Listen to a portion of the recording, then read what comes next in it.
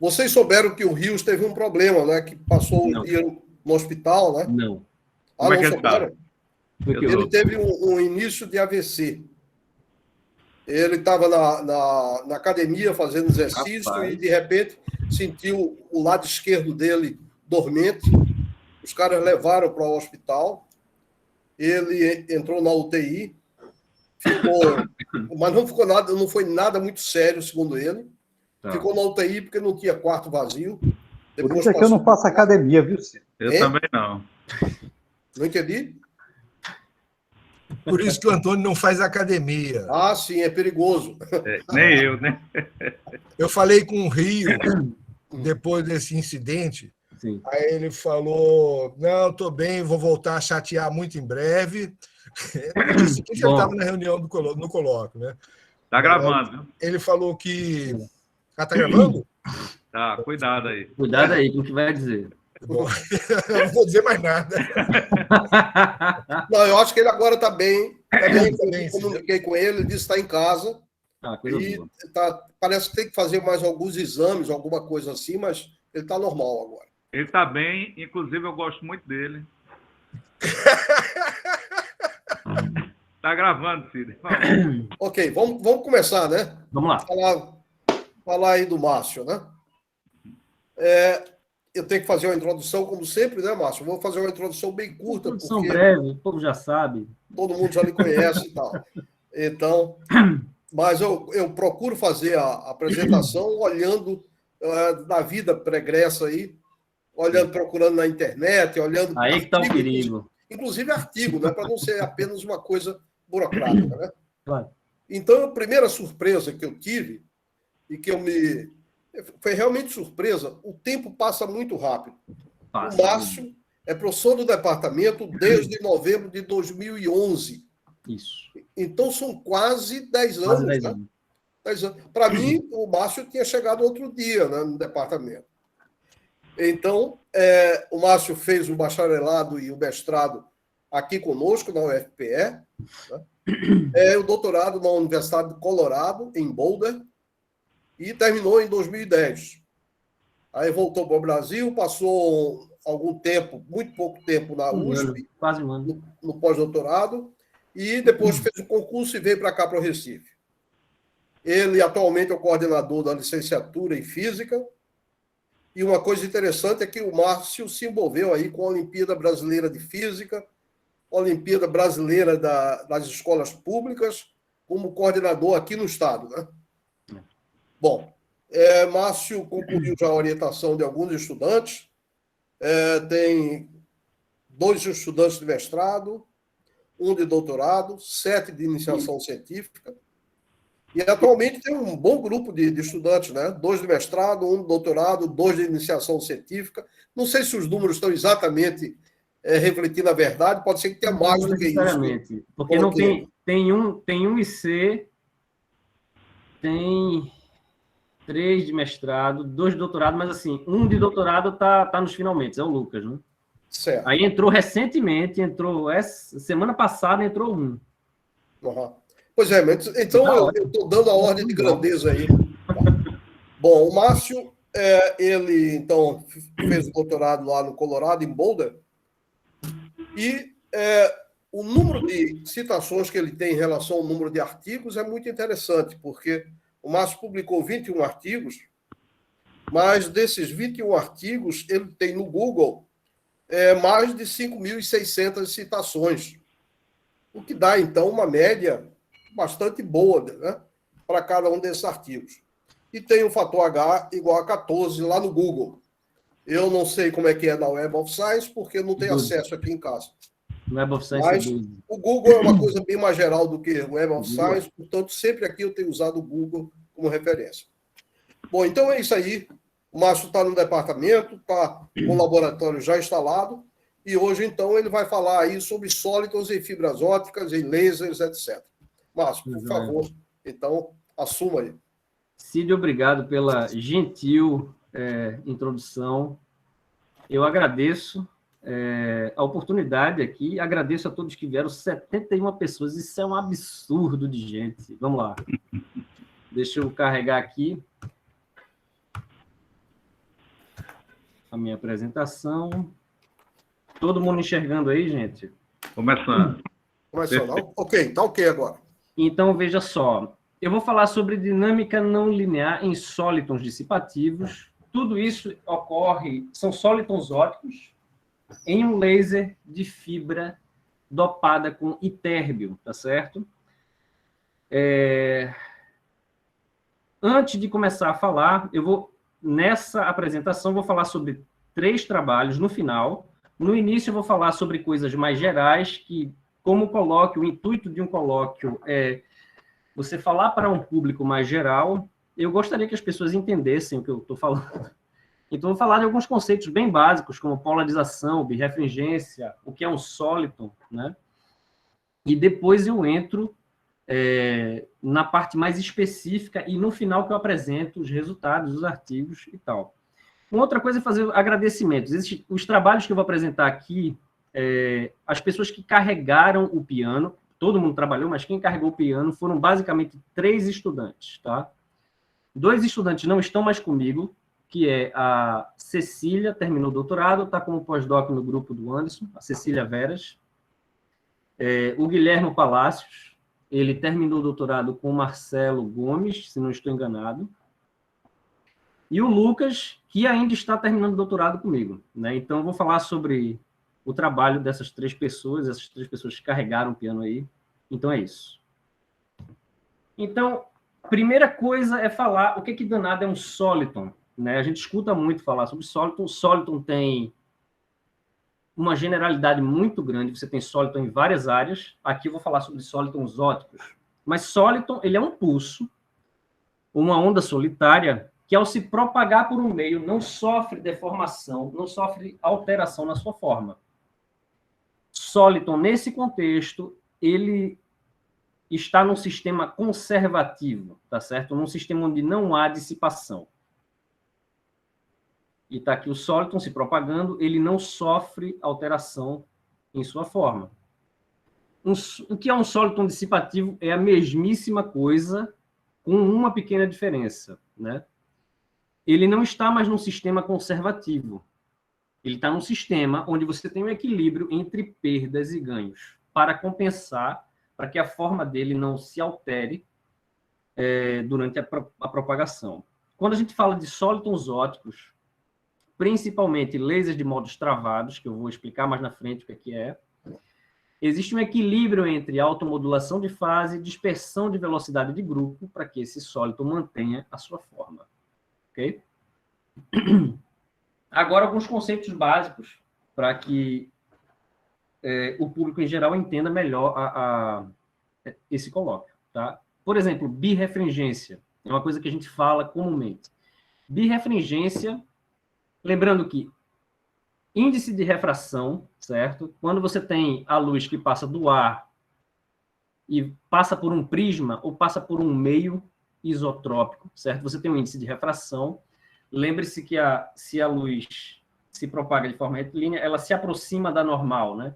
A luz sofre a velocidade da luz sofre uma alteração, ela diminui, tá?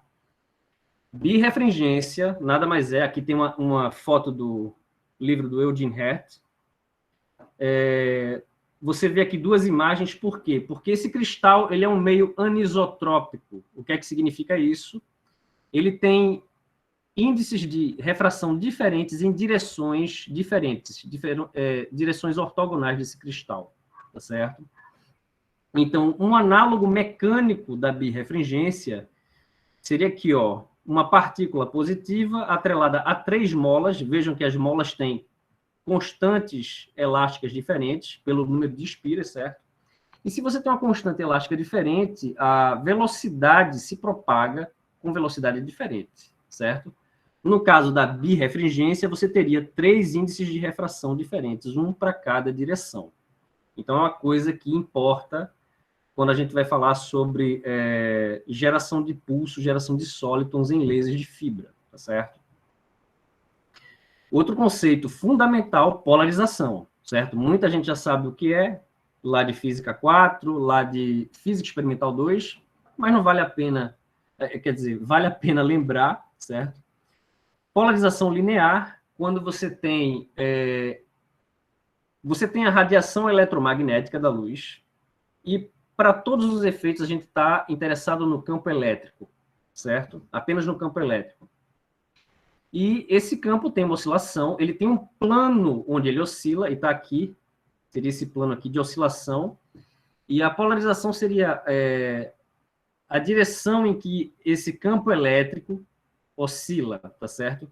Sua polarização é linear, e aqui eu decomponho aqui do lado, né? Eixo X e eixo Y. Você tem aqui em vermelho, esse vetor seria a sua polarização linear. Ela pode ser decomposta em componentes X e Y, e ela está aqui quieta, né? Está aqui linear, certo? Já a polarização circular, quando você tem as duas componentes, a X e a Y, defasadas de, normalmente, o que a gente chama uma fase de 90 graus ou um quarto de onda, certo? Quando você faz isso e você superpõe as duas componentes, a sua polarização ela gira descrevendo uma circunferência, que é essa daqui do lado, certo? Então, isso você chama de polarização circular. O que eu vou falar aqui nessa palestra é sobre polarização elíptica. Polarização elíptica, essa fase aqui, ela fica entre 0 e 90 graus. Então, se você tem algo diferente de 90 graus aí, você gera uma polarização elíptica e não circular, certo? Então, agora, vamos falar sobre laser de módulos travados. O que é um laser de módulos travados, certo?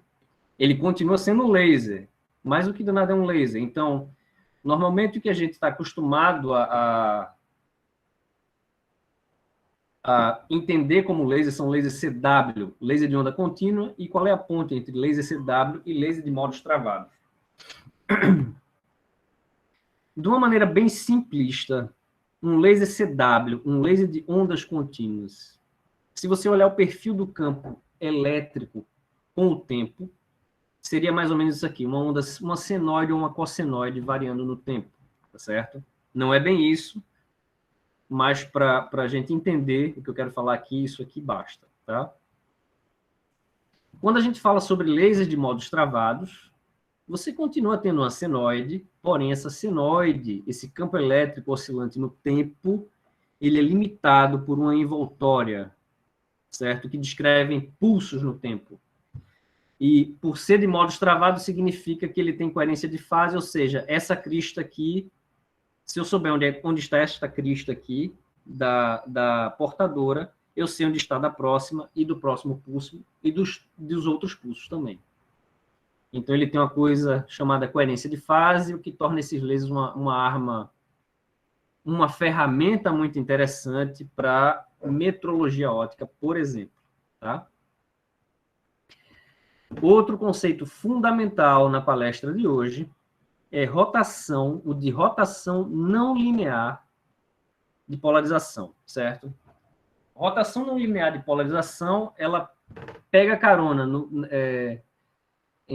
conceito de polarização, no conceito de birrefringência e mistura tudo isso com não linearidade. Então, veja só, o pulso do meu laser no tempo, ele tem um perfil gaussiano, que é esse perfil em azul aqui, intensidade no tempo, tá certo? Repare o seguinte, quando eu digo que o pulso, o feixe do meu laser, ele tem um perfil gaussiano, significa dizer que no centro ele tem uma intensidade muito maior do que nas asas, certo? E o meio por onde esse pulso passa é uma fibra dopada com itérbio. Você tem uma não linearidade nesta fibra. Essa não linearidade possui o seguinte índice de refração aqui. O índice de refração não linear, N igual a N0, que seria o índice de refração linear, mais um índice de refração não linear dependente da intensidade da radiação incidente, certo? Então, como esse pulso aqui possui uma baixa intensidade nas asas, o índice de refração que importa aqui é só o N0. Já no centro, ele possui um índice de refração maior, porque você tem a parte não linear dependente da intensidade, certo? Porque depende da intensidade. Quando você mexe no índice de refração, você mexe na birrefringência e você mexe na polarização do seu... da sua radiação. Então, quando você mexe na polarização, você dá um giro de polarização para a parte central do seu feixe aqui, ok?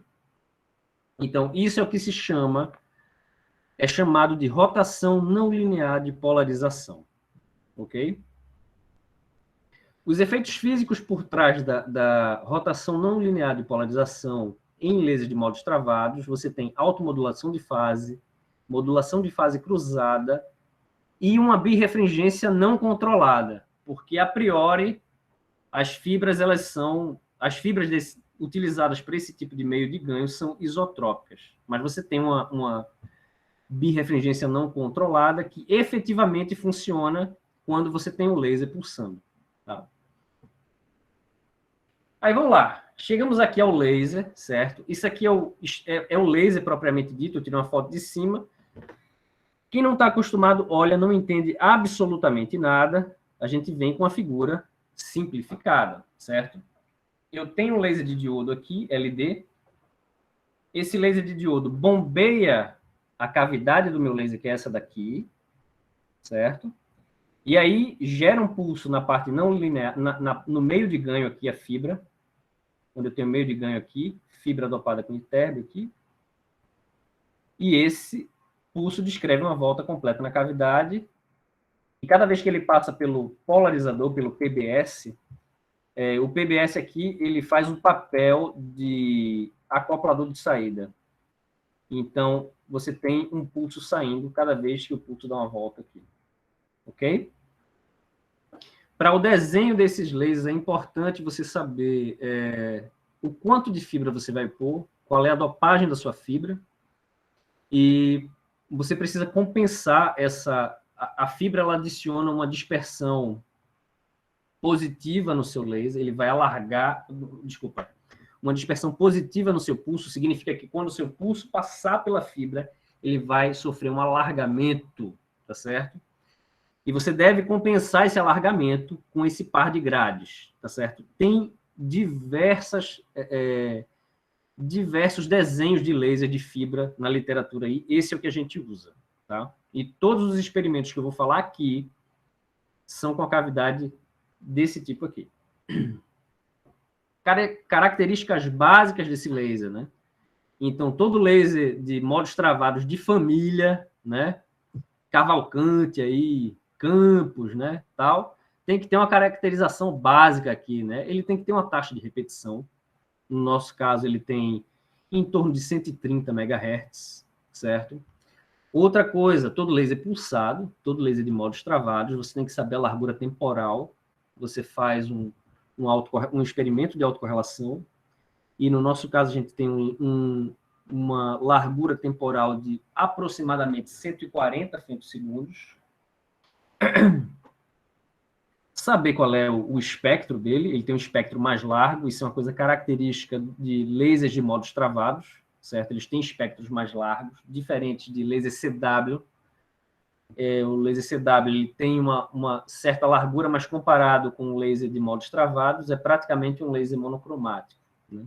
Então, o nosso comprimento de onda é centrado lá em 1025 nanômetros, às vezes 1030. E o trem de pulsos, certo? Se você pode olhar num fotodetector rápido o suficiente, colocar no osciloscópio, é esse aqui o traço que sai. Esses aqui são os nossos solitons dissipativos, nossos pulsos, certo? Então, esse aqui é um trem de pulso típico de um laser de modos travados em fibra de itérbio. A motivação para fazer esse trabalho. Veja, primeira coisa que notamos foi quando a gente olhou a literatura, não tinha muita coisa feita de forma sistemática. Experimentos de forma sistemática, experimentos mais conclusivos sobre esse tipo de laser. Tinha muita simulação numérica e tem muita simulação numérica. parte experimental tinha uns experimentos mal feitos, enfim. Isso foi uma das coisas que motivou a continuar, certo? A gente precisava entender melhor as instabilidades desse tipo de laser. O meu objetivo primeiro era fazer metrologia óptica com esse tipo de laser. Espero fazer também, mas aí apareceu um mundo de oportunidades na parte de não linearidade, dinâmica não linear desses lasers, certo? E aplicações que se fala, como são lasers pulsados, e você pode manipular pulsos, manipular solitons, gerar moléculas solitônicas, né? Você tem aplicações em telecomunicações, você tem propostas teóricas para gerar números aleatórios com esses lasers, enfim, tem uma infinidade de possibilidades. Agora eu vou descrever os resultados em ordem cronológica, certo? Vai aqui dos resultados de 2018, 3 aninhos atrás, o tempo passa voando, né? A gente começou o trabalho que abriu os caminhos aí, deu uma de São Jorge aqui, o trabalho, abriu os caminhos, foi esse de caos determinístico, certo? Que foi o Lucas, o Guilhermo, e vocês vão ver o resto dos autores, mas esses foram os estudantes. Depois, regime não linear com pulso único. Esse aqui foi a Cecília. O Lucas também trabalhou aqui, né? Moléculas solitônicas, a Cecília, principalmente, e um pouquinho o Lucas ajudou também, tá? Então, esses são os trabalhos em ordem cronológica. Então, vamos lá. Esse foi o primeiro trabalho do grupo. Eu gosto muito desse trabalho aqui, tem um significado muito importante. Foi sobre caos determinístico em um laser de térbio, de modos travados. E está aí os autores do trabalho, o Lucas, o Guilherme Palácios, o Pedro Carelli, professor Lúcio Ascioli, professor Rios e eu.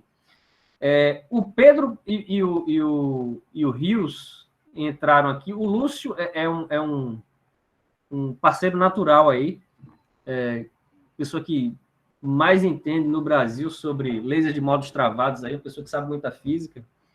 E aí vem o Rios e o Carelli, porque eu não sabia absolutamente nada sobre dinâmica não linear, né? Dinâmica não linear, ponto, certo? Não sabia nada, né? Então, eles entraram, ajudaram bastante, e o trabalho realmente deu uma encorpada nesse trabalho aqui. Então, vamos lá. O que esse trabalho apresenta? Ele é uma caracterização, na minha opinião, bem feita, desse tipo de sistema, certo? Então, vamos lá, começando pelas coisas básicas. O que é caos, certo? Essa imagem aqui, todos vocês conhecem, a gente está acostumado, isso aqui acho que é na Avenida Norte aqui, no horário de pico, o trânsito fica um inferno, isso era pré-pandemia, agora não sei como é que está, enfim. Mas o conceito popular sobre caos, certo?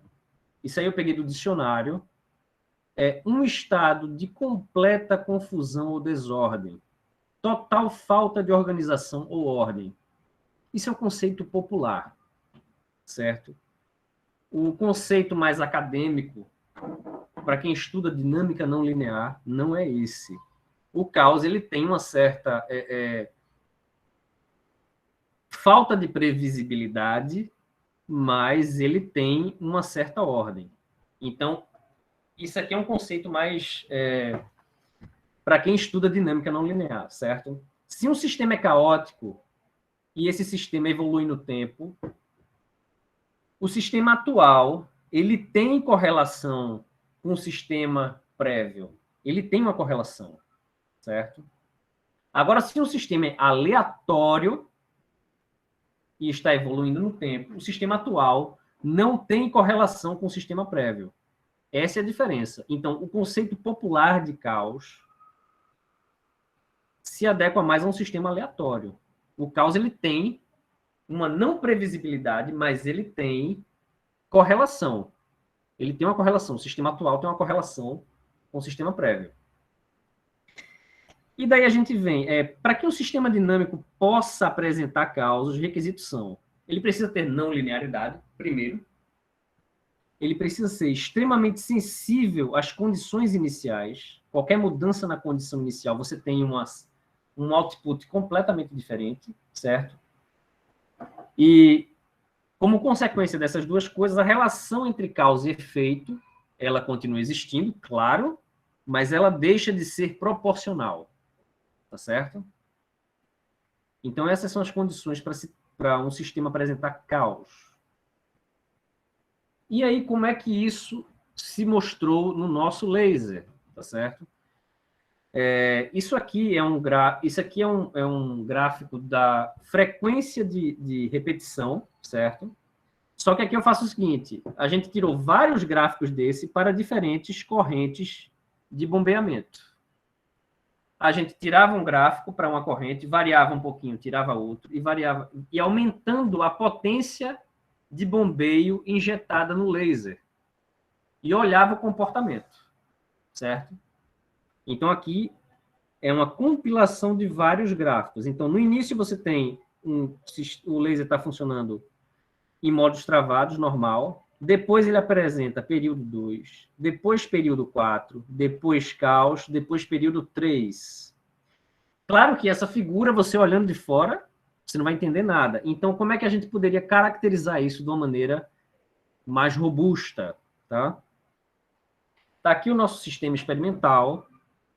Além do laser, uma coisa muito importante é você fazer uma tiragem de dados simultânea. Você tem um analisador RF, você tem um osciloscópio, você tem um medidor de potência, todos atrelados ao computador, e automatizar isso, porque você tem que analisar muito dado para tirar qualquer conclusão minimamente decente, certo? Então, tudo começa com trem de pulsos. Isso aqui é um traço do osciloscópio, vocês já viram alguns slides anteriores, prévios aí. E aí eu vou descrever os regimes dinâmicos, certo? Aqui no regime estável, regime de modos travados, eu tenho aqui, basicamente, todos os pulsos apresentam a mesma intensidade.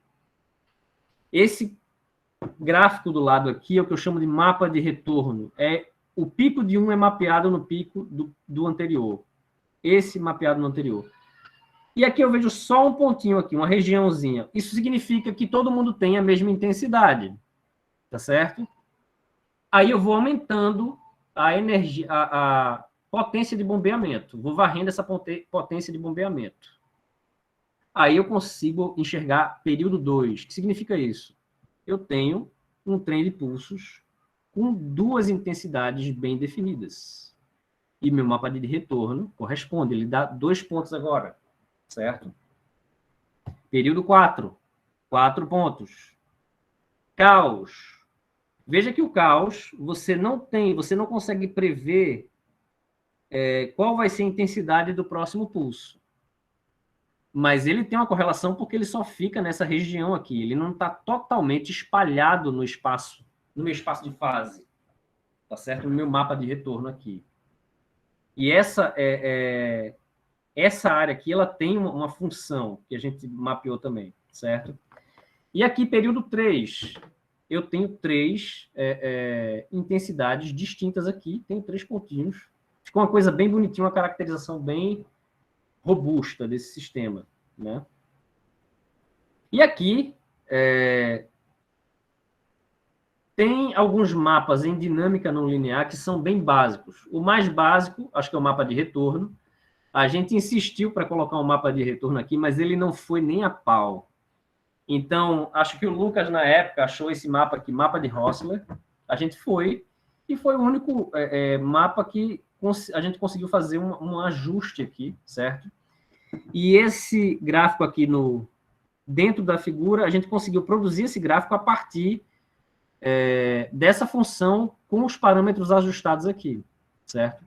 E uma coisa que é legal, o caos para ser determinístico, quando você calcula o expoente de Lyapunov, também é uma coisa corriqueira para caracterizar sistemas caóticos, se ele dá ligeiramente positivo, é um sinal de que você tem caos determinístico.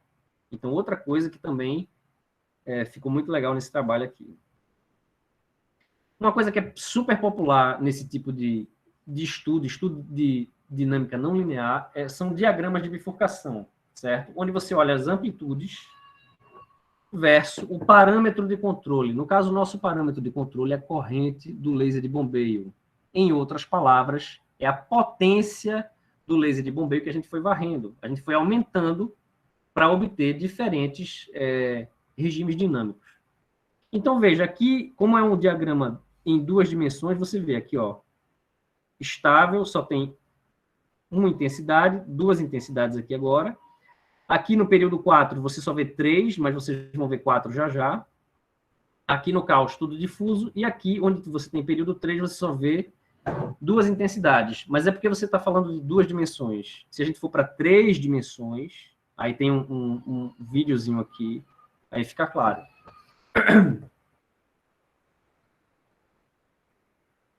Então, note que agora fica visível aqui, ó.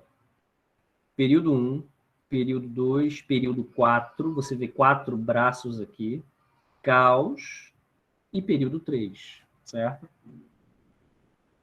Então, com isso, a caracterização desse trabalho, a gente fez uma caracterização que eu digo foi uma caracterização decente e colocou isso aí na literatura, né? Esse aqui é o segundo trabalho. É o trabalho sobre...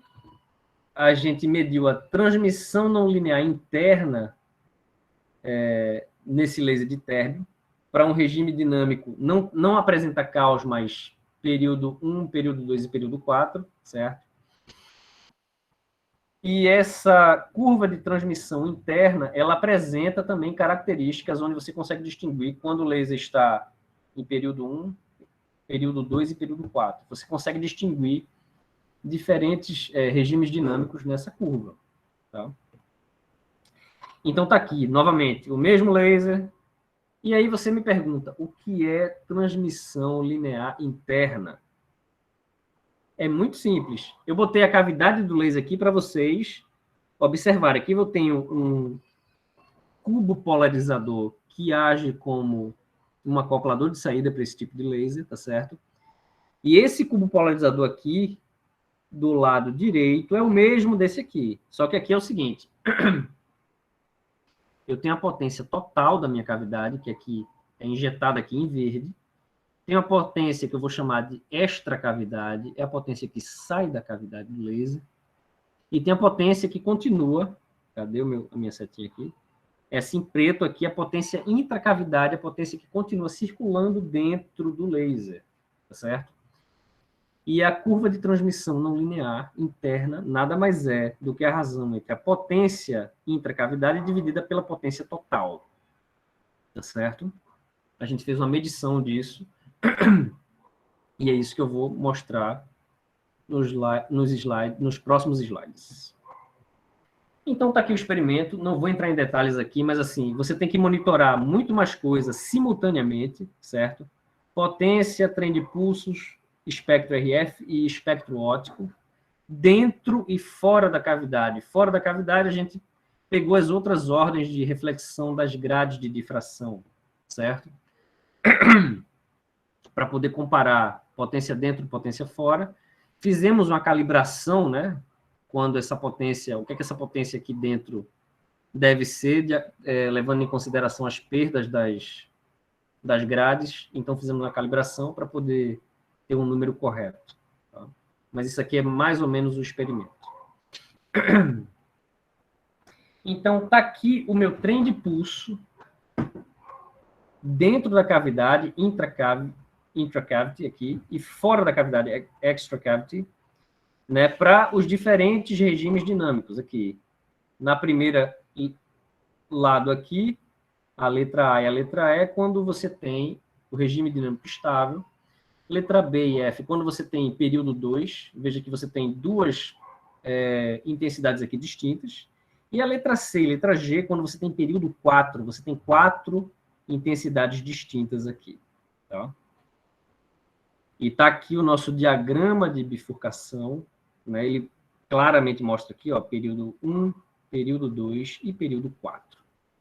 à medida que a gente vai aumentando a corrente do laser de bombeio, certo? Ou a gente vai injetando mais energia, mais potência no bombeamento. Uma coisa curiosa é que esse gráfico aqui que eu estou mostrando é o gráfico, é a potência a potência do laser, e aí eu olho a potência intracavidade e extracavidade, certo? Em preto aqui é a intracavidade, em vermelho é extracavidade, certo? E você espera que fosse algo linear. Seria algo linear se você tivesse um regime dinâmico linear, o que não é o caso. Você tem essa quebra aqui, e aqui um aumento, e aqui uma diminuição, porque você tem... quando o seu sistema ele entra em diferentes regimes dinâmicos, certo? E quando você soma essas duas curvas de potência aqui, você obtém uma curva que é mais ou menos linear. Porque o que você tira de uma... Lembrem-se que estamos falando de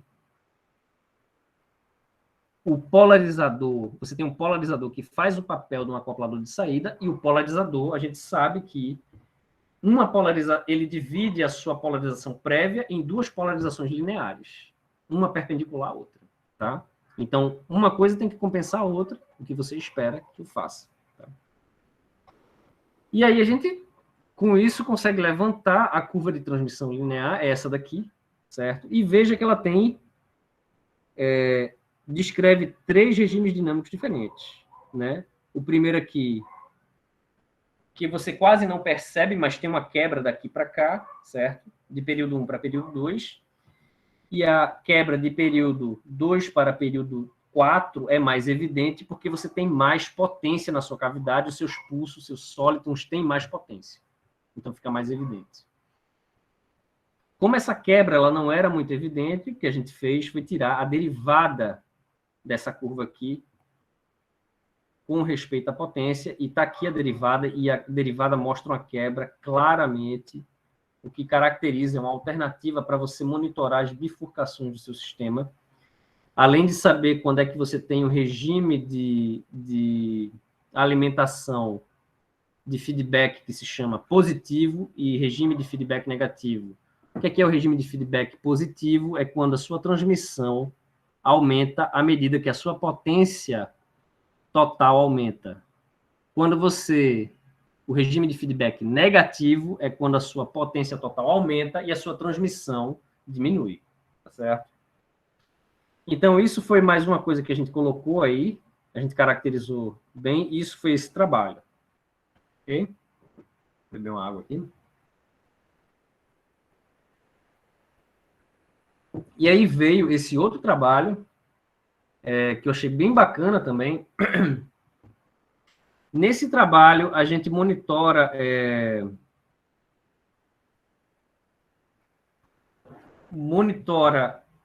a separação entre pulsos ligados, que a gente chama de molécula solitônica. Isso é chamado de molécula solitônica na literatura, certo? Mas isso aqui é um regime de múltiplos pulsos, vou falar em mais detalhes daqui a pouco. E a gente vê que, à medida que a gente vai injetando mais energia no sistema, a separação entre esses pulsos, ela muda, mas de forma quantizada. Assim como a fase também, certo? Então, vamos lá. Então, dinâmica de múltiplos pulsos. Até o momento, os 2 trabalhos anteriores, eu falei de regimes desculpa, falei sobre pulso único, regimes de dinâmica não linear com um único pulso, certo? Então, um regime de modos travados, você só tem um pulso. É basicamente quando o pulso dá uma volta completa na cavidade, você gera esses pulsos aí, tá? Quando você tem modos travados harmônicos, o que é chamado na literatura de harmonic mode locking, basicamente você tem mais um pulso, mas ele fica lá no meio, certo? É uma coisa bem certinha, né? Quando você tem múltiplos pulsos, você tem mais de um pulso circulando na sua cavidade, porém, o espaçamento entre esses pulsos pode ser aleatório, pode ser irregularmente distribuído, certo?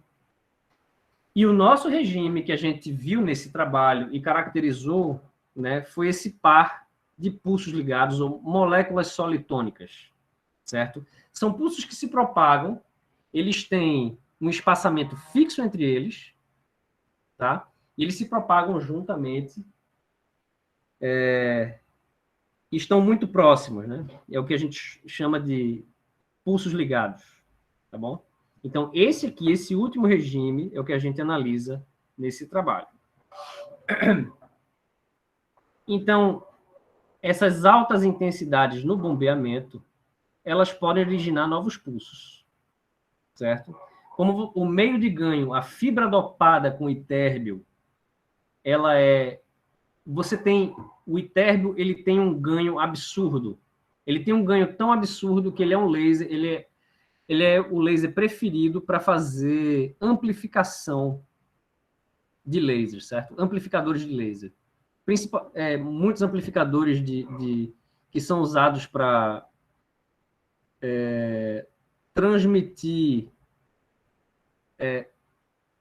pulsos para fibra ótica, transmissões continentais, você tem amplificadores de itérbio, porque você tem um ganho absurdo, certo?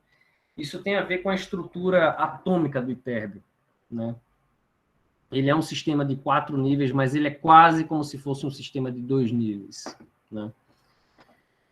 Então, mecanismos para a formação desses pulsos, então, como você tem um alto ganho, você tem altas intensidades, você tem altas não linearidades, tá certo? Então, mecanismos de formação para isso, você pode ter limitação na largura de banda do ganho, um ganho grande, mas você não ter uma largura suficiente para todos os comprimentos de onda disponíveis, certo? Amplificação de radiação dispersiva, feedback negativo em laser com rotação não linear de polarização. São coisas que que estão por trás dessa formação de múltiplos pulsos. Aí vamos ao experimento. Aí a gente tem a mesma cavidade do laser, só que a gente faz um monitoramento diferente. A gente observa agora espectro óptico e a gente faz uma autocorrelação do espectro, da saída aqui, tá? E isso vai tudo para um computador, a gente vai aumentando a corrente ou aumentando a potência de bombeamento desse laser e observando para cada corrente específica, coloca tudo junto e observa, e tem os dados experimentais. Então, par de sólitons ligados. Imagine que você tem um par de sólitons aqui, eles estão ligados porque esse espaçamento temporal, certo, entre eles é fixo à medida que eles se propagam, então isso é o que é chamado na literatura de moléculas solitônicas. E também existe uma fase relativa fixa entre eles. Quando você observa o espectro desse par de sólitons, como eles estão muito juntos, ao invés de você olhar uma figura, um espectro comum, você observa uma figura que é uma figura de interferência, certo? E se você fizer um ajuste das franjas de interferência, você consegue inferir a separação temporal. Então, no domínio temporal, é como se você tivesse o campo é 1 e um campo é 2, com um deslocamento temporal tal, mais uma fase. Você coloca isso no domínio espectral, né? Onde você tem tanto a fase relativa, o ΔΦ, quanto tal, são parâmetros que eu quero determinar. E você, quando coloca o perfil de intensidade para fazer o ajuste teórico aqui, certo? Você bota isso aqui é proporcional a isso aqui, ao domínio espectral ao quadrado, e está aqui o S ômega, você tem essa equação aqui, certo? E todos os parâmetros dessa equação são no nosso programa de ajuste, porque foram vários traços desse daqui de espectro, e a gente usa esse essa equação para fazer o ajuste e obter o tau e o ΔΦ, que é a fase relativa e a separação temporal são os parâmetros que eu estou interessado, certo? Todos os parâmetros são livres, ok? Você tem um procedimento computacional e todos os parâmetros são livres para você garantir uma equidade aí na sua obtenção dos parâmetros, certo? Uma coisa que eu esqueci de falar a fase relativa. Você tem uma coisa que se chama molécula solitônica. Então, a fase relativa e a separação temporal tá, para essas moléculas solitônicas, como se você tivesse os níveis... Se você tivesse átomos aí, você tivesse os níveis de... ou moléculas, e você tivesse os níveis de energia rotacional e vibracional para uma molécula, tá certo? Então, são parâmetros importantes para você caracterizar essas moléculas solitônicas. Então, observar agora a evolução do espectro óptico. À medida que a gente varia a potência de bombeio, a gente injeta mais energia na cavidade, aí a gente vai observando uma evolução aqui. Veja que a minha figura direita, essa figura colorida aqui, né, tem uma evolução do espectro e você tem que olhar mais atentamente para ver que tem uma quebra aqui de uma diferença entre as figuras de difração aqui do espectro, né? Aqui, ó, de cá para cá tem uma quebra aqui e de cá para cá também tem uma quebra. Isso representa o afastamento entre os sólidos, ele vai aumentando à medida que eu vou injetando, ele vai diminuindo, na verdade, à medida que eu vou colocando mais energia. E aqui eu puxo alguns gráficos, eu puxo 3 gráficos aqui do lado, para cada separação temporal aqui, certo? Então, está aqui o dado experimental em esses pontos pretos, e a curva, o ajuste que a gente fez é essa curva em vermelho. Então, você vê que é um ajuste muito bom, certo? E a gente obtém aqui a fase relativa entre eles, 0,4 π, 0,25 π, e meio π, certo? E a gente também obtém o tau, certo? Isso aí é para tirar qualquer dúvida sobre o quanto bom esse ajuste é. Ok? A outra coisa para a gente...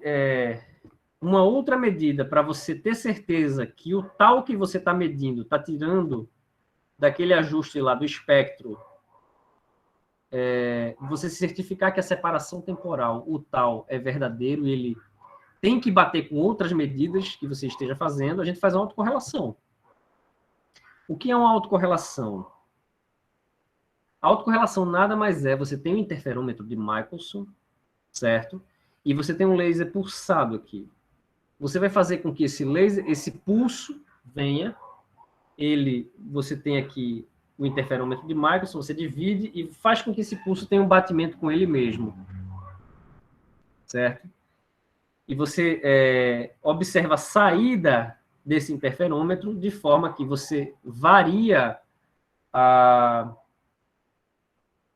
o comprimento de um dos braços de forma controlada para fazer com que esse pulso varra ele mesmo e você obtenha a largura temporal desse pulso, certo? Isso é um procedimento padrão, isso está aí há décadas. Isso é super comum, tá? Autocorrelação interferométrica.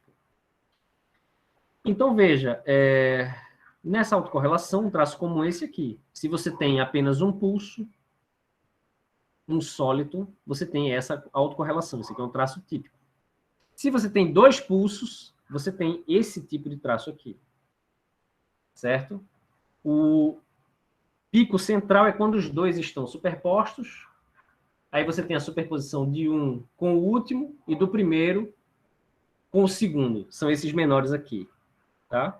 Então, esse é o traço característico. A gente pegou vários traços desse daqui, do segundo para 2 sólitons, e a diferença entre esses 2 picos aqui me dá exatamente a separação temporal entre esses 2 pulsos, entre esses 2 sólitons. Tá? Então, está aqui para as 3 situações. Isso aqui é um gráfico experimental aqui do lado. Não parece, mas tá certo? E aqui você consegue ver claramente os picos aqui, ó, de forma quantizada. Você tem esse tal aqui, ele é um tal maior, você vai colocando mais energia, você tem um tal ligeiramente menor, e aqui ligeiramente menor. Está aqui os traços, certo? Essa separação temporal é da ordem de 1 picosegundo, e esses pulos aqui são da ordem de 100 femtosegundos, ok? Então, tá aí uma outra medida que comprova e bate perfeitamente com os parâmetros que eu obtive lá do ajuste no meu espectro. Então, são duas medidas independentes, confirmando o mesmo resultado, para a gente ter certeza do que está fazendo. Tá? Então, aqui, eu ponho só o tal, a separação temporal, e a fase, né? E faço aqui, ó, o tal fica bonitinho, a fase fica mais espalhada, mas, assim, tem uma tendência clara aqui, que essa linha aqui em vermelho é a média, tá? Então, uma tendência de ser meio... de π sobre 2 e π sobre 4, certo? E um dos referis me indagou que essa não era a melhor maneira de se obter a fase desse sistema, porque você para obter fase de solitons é mais comum que você use um frog, tá? Mas eu não tinha um frog. E essa medida, a gente tem um certo nível de confiabilidade nela, porque a nossa frequência central do laser não varia muito. Então, foi isso que eu respondi para ele, e o artigo passou e foi aceito. Tá? Então, basicamente, além da caracterização bem feita dessa evolução, a gente também mostra que tanto a separação temporal quanto a fase relativa são quantizadas, certo? Obedecem uma quantização. Então, isso resume esse terceiro trabalho, e é o último trabalho que eu vou falar aqui. Tem mais resultados aqui. Um artigo recentemente aceito, recentemente publicado aqui. A gente fala sobre esterese na separação temporal e na curva de transmissão para múltiplos pulsos, múltiplos solitons, certo? A gente mostra aqui curvas de caracterização, mas, assim, mais detalhes em um próximo colóquio, ou seminário de ótica, ou o que pintar aí, certo? Então, eu encerro o grosso do conteúdo aqui. As conclusões... Primeira conclusão, a gente conseguiu caracterizar bem caos determinístico nesses sistemas.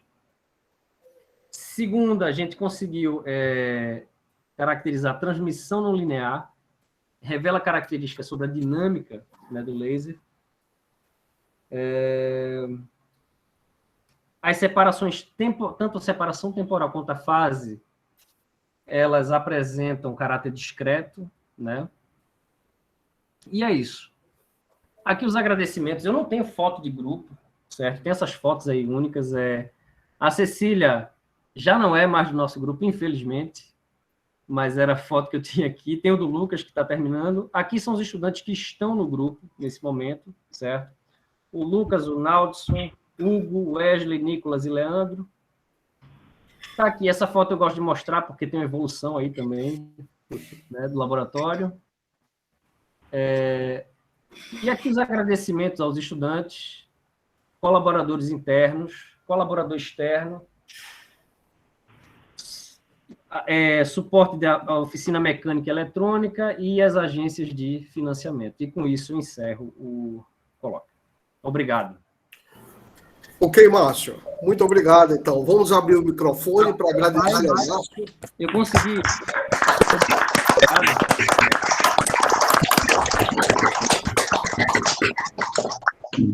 Aí, Márcio, a Cecília está aqui, ó. Ela está aqui. Você pode mostrar. Tá vendo aí, rapaz? Fico feliz que ela está empregada em tempos tão difíceis.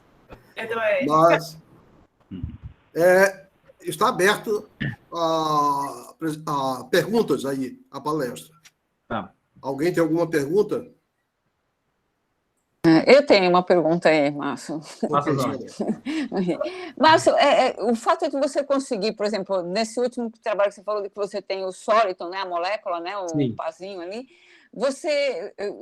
existe possibilidade de você usar isso, explorar isso para trabalhar com esses lasers, tipo, ou para aplicar em estudos de materiais, ou para você usar isso, seja para fazer medidas com maior precisão, uma vez que você tem esse par, essas coisas. Como é que você veja isso?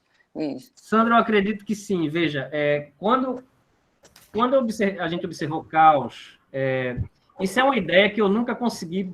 Isso aí, talvez no futuro, quem sabe, pode ser, mas assim, como você consegue ter modos intermediários no seu, digamos, você tem um laser de modos travados e você está observando o perfil de intensidade com a frequência.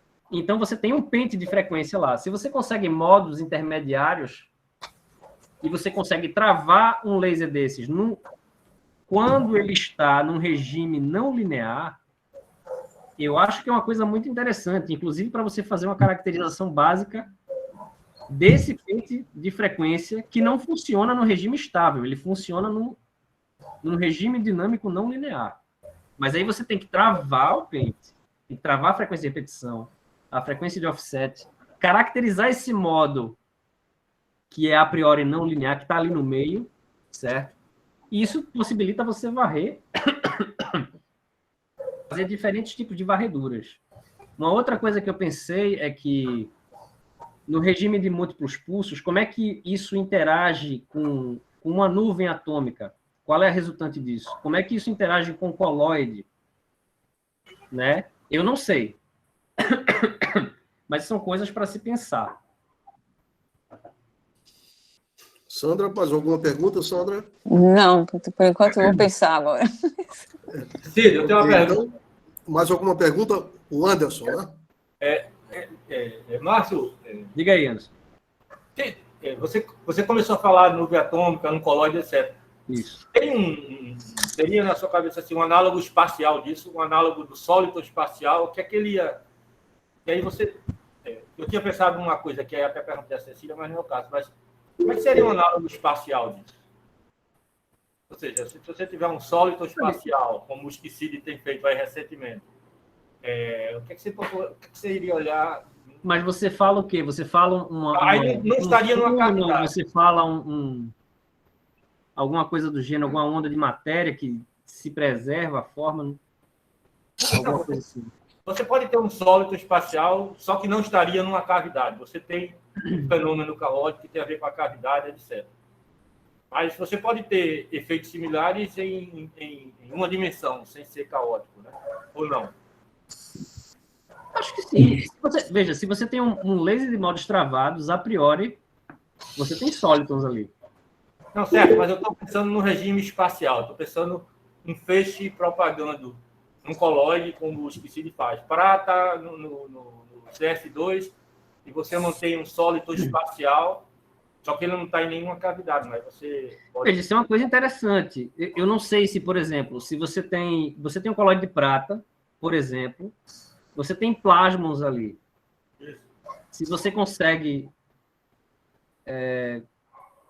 gerar de alguma forma plasmons, um sóliton de plasmons, eu não sei.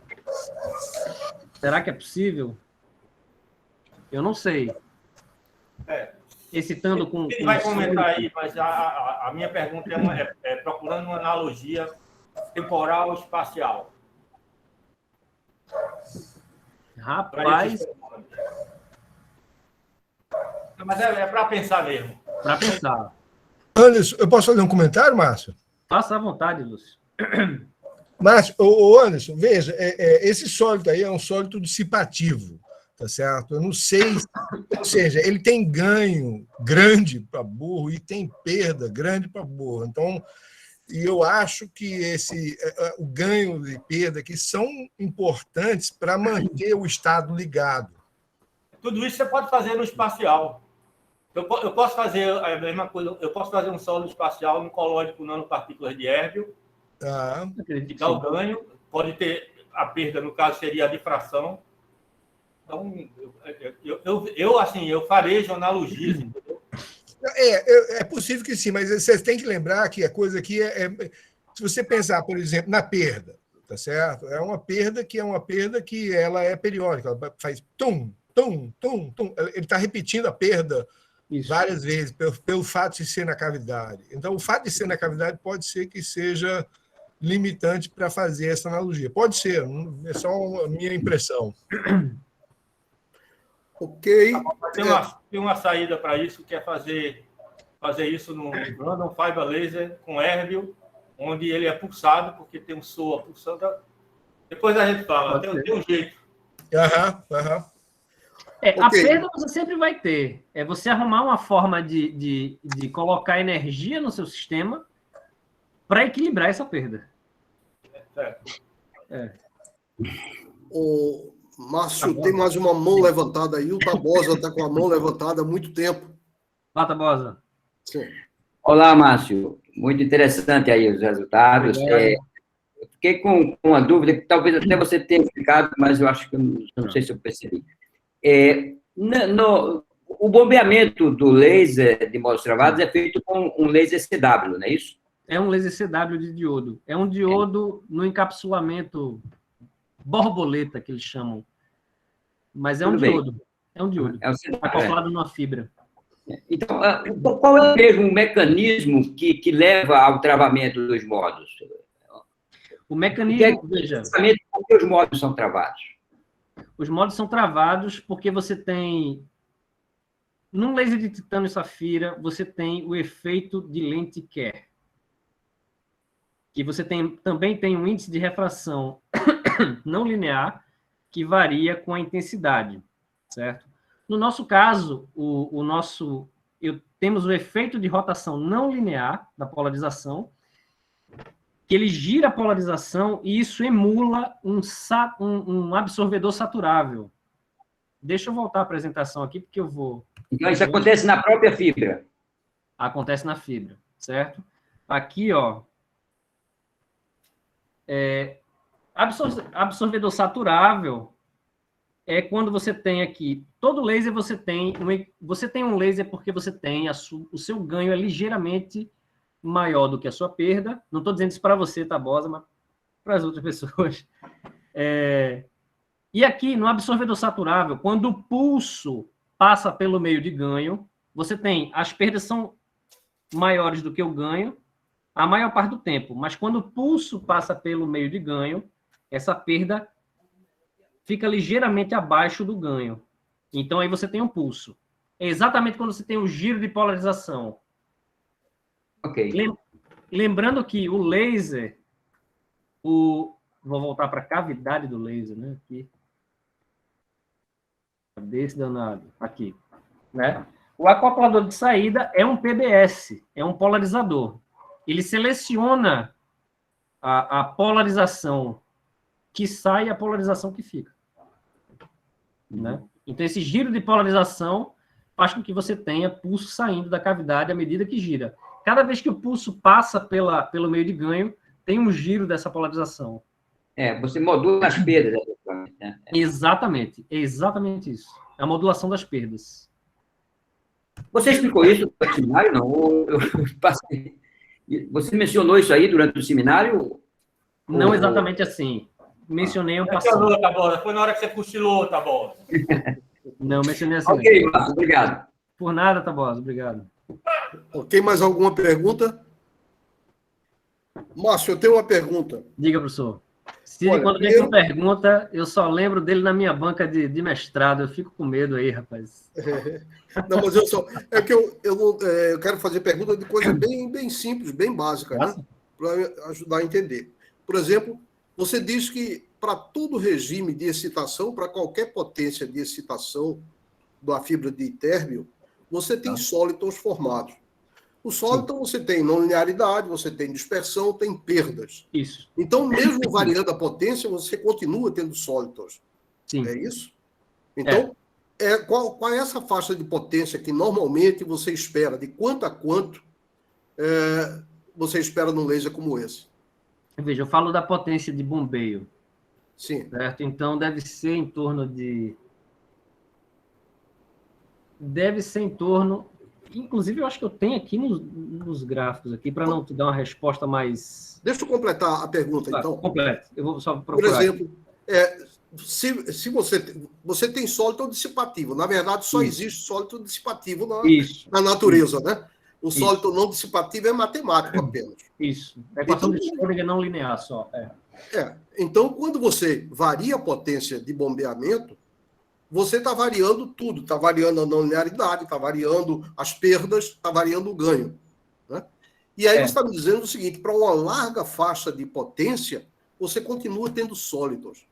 É isso mesmo? Você pode ver isso diretamente da equação não linear de Schrödinger, que você escreve aí? Veja, esse tipo, como eu falei, quando você tem sólido num sistema conservativo, você trata com a equação não linear de Schrödinger. Quando você tem sólitons dissipativos, você trabalha com a equação de Ginzburg-Landau. Certo? E aí, você consegue pôr parâmetros nessa equação para ter soluções que simulam os sólitons dissipativos.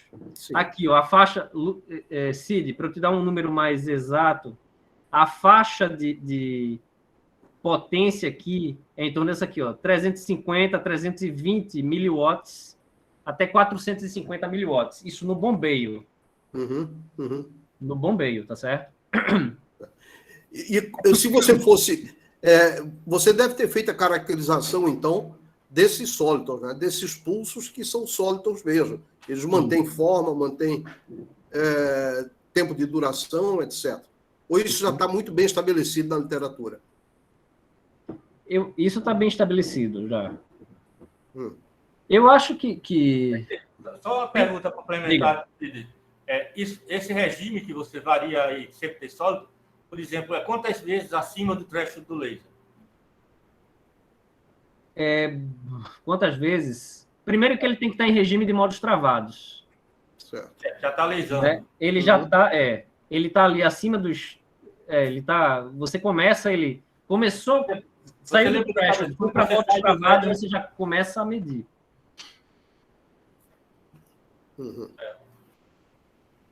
Certo. Ok. Bom, então, só para comentar aí. Eu não sei se deu para perceber, mas tem uma riqueza de regimes muito grandes, né? Pois em todos eles você diz que tem sólidos propagantes, né? Veja, não é um sólido como um sólido da equação não linear de Schrödinger, que é completamente invariante, né, ao longo da sua propagação. Não, eu sei, é um sólido dissipativo. Ele engorda, né, abre e fecha.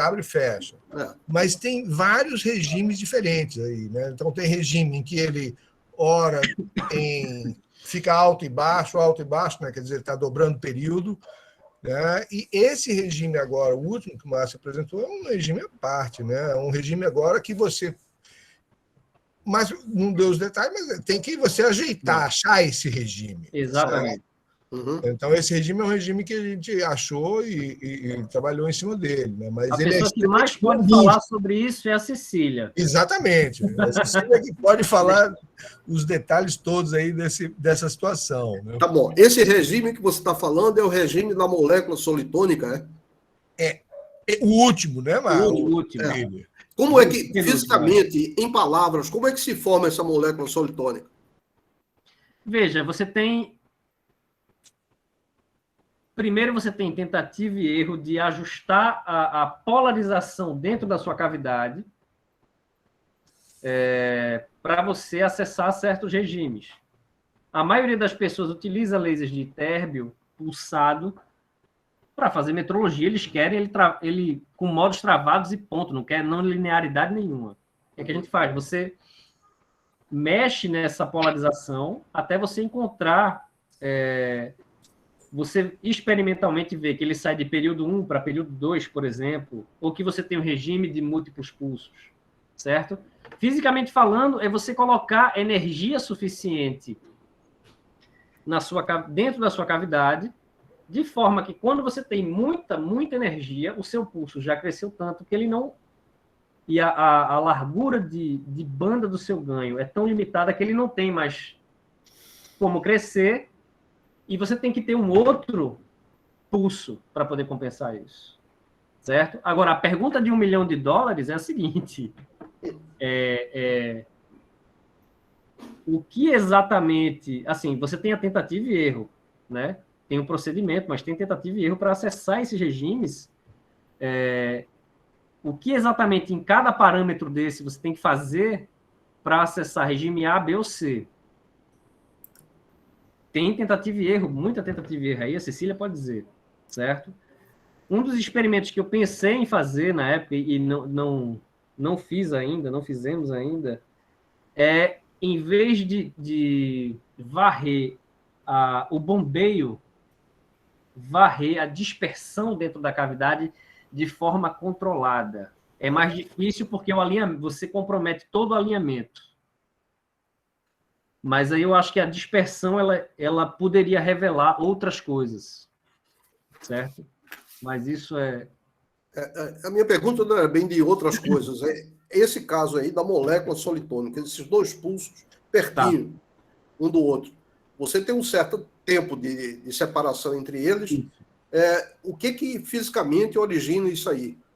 Ou seja, não dá para você... Como você fez uma análise numérica das equações, talvez não dê para sentir exatamente as condições para formar essa molécula solitônica, né? E não dá, não. Não fizemos análise numérica, mas tem várias pessoas que fazem, e acaba ficando uma coisa muito vaga, uma discussão muito vaga. O que se coloca é o seguinte, você tem essa redistribuição de energia que eu acabei de falar, certo?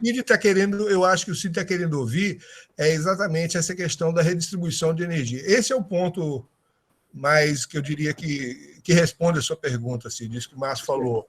Você tem uma certa largura de banda do meio de ganho, tá certo?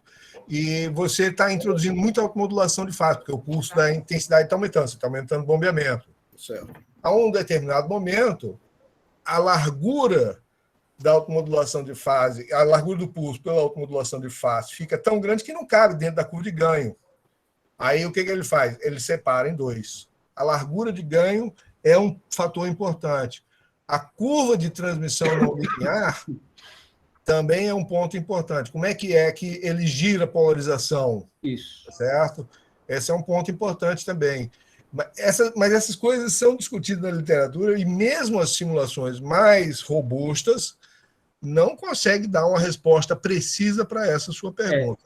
E veja que qual o que está determinando a separação? A gente procurou muito isso. Procurou. Responde de maneira parcial. Parcial. O que a gente falou não responde a sua pergunta pelo seguinte: você tem uma redistribuição de energia quando você tem moléculas solitônicas cuja separação é constante, e você também tem uma redistribuição de energia quando você tem pulsos, múltiplos pulsos, onde você não tem uma separação constante. E aí? Então, não responde de maneira completa, entendeu? E esse tipo de experimento, a dificuldade em fazer experimentos sistemáticos é você separar os efeitos. Você tem um monte de efeitos acontecendo ao mesmo tempo. Então, a dificuldade em separar, experimentalmente separar um efeito é muito difícil. Ok. Alguma pergunta mais? Bom, eu tenho mais outra. Pode fazer. É o seguinte... Eu vou dar a resposta, mas pode fazer. Você mencionou aí logo no início que tem sido usado esse tipo de laser. Sim. Com esse amplificador de fibra para a geração de números aleatórios. Sim. Você pode comentar em linhas gerais o que é feito para isso? Não tem sido usado. Isso é uma proposta. Eu vi uma proposta teórica num artigo. É um grupo chinês, que eu não me lembro, não me recordo agora, no Optics Express. Eles usam... a proposta deles é usar o caos nessa amplitude para gerar números aleatórios. Sim, certo? Mas o que significa? Alguma coisa, pegar um sinal que corresponde ao pico de um pulso, depois o pico do outro e tal, Eu acredito que sim, alguma coisa do gênero, mas é uma proposta. Acho que não vi ninguém fazendo experimento sobre isso. Porque tem os trabalhos aí do Alexander Gaeta, em que ele usa laser de fibra para fazer geração de números aleatórios. Tem geração de número aleatório com laser, usando laser mais laser CW. Ah, certo. Laser CW, tem. Uhum. Ok, mais alguma pergunta? Bom, se não tem perguntas, Márcio, muito obrigado, então. Vamos agradecer novamente. Eu que agradeço. Ainda ficaram 37, rapaz. Muito obrigado aí. Bem, o seminário colóquio da próxima semana vai ser, então, apresentado pelo Ado Jório. Ele vai falar de física em sistemas bidimensionais, em particular do grafeno, falar de bicamadas de grafeno, então, fônons, fonopolaritos e outras coisas desse tipo. Então, até a próxima semana aí, e obrigado a todos aí pela presença. Obrigado, Márcio, mais uma vez aí. Obrigado, Ciro. Valeu. Bom final de semana. Bom fim de semana. Tchau, até a Valeu, próxima. Márcio. Valeu.